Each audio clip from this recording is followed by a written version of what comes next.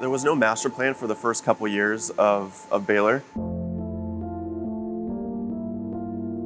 But it was after dabbling in entrepreneurship that I realized I loved the adrenaline rush and the uncertainty and the let's see what happens sort of thing. The combination of realizing I was pretty good at engineering, it seemed like there was a natural fit there. The initial kind of spark that got me into 3D printing in the first place was seeing this printer in action in this professor's university lab. That totally blew my mind. Shortly thereafter, I ended up buying a couple of 3D printers and basically taking them apart, putting them back together in my dorm room. And that's when I decided, I'm going to the backyard and I'm going to build this giant machine. And so at the corner of 5th and Daughtry, right off of Baylor's campus, that's where the very first printer was ever built. I think it was about 6 months before I graduated, I realized that this idea of concrete 3D printing was a pretty special idea, and I wanted to pursue it with kind of all my attention, all my focus, not as like a part-time gig after work. And so right after graduation, I incorporated a company and I gave it a shot. I would not recommend starting a company right after graduation. You don't know a lot, you're pretty naive, and you don't have a lot of connections. But it still seemed to be something worth pursuing. And for the first year and a half, it was really kind of tinkering, trying to mature the technology, get a sense of what I need to do.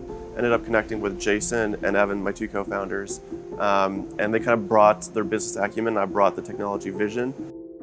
At the time, in 2014, 3D printing started to become this thing that people talked about in kind of mainstream channels. It kind of started to get picked up.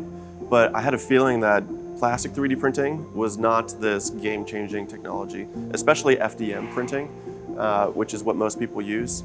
You can print little trinkets and spoons and little toy elephants, but at the end of the day, no one really needs these things. What people really need are homes, and they need a lot of them, and they need them cheaper.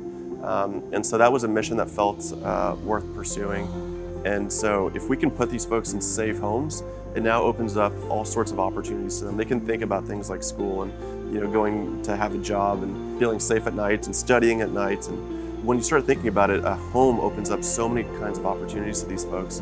It was pretty neat to get to be a part of that. We can print houses that are anywhere between 500 square feet to upwards of almost 4,000 square feet. Anywhere within that range, we can print it. So people think that it's this going to be a small little house. It's not the case at all. We've printed 4,000 square foot structures. We actually have printed now the largest 3D printed structure in the United States. Our mission is scale and global scale. This is a tremendous honor. I just remember thinking about all the folks who had graduated from Baylor and who have gone on to do amazing things back when I was there, and kind of imagine that maybe one day I would do something just as cool. And so the thought that maybe I'm considered as part of that group is just an amazing honor.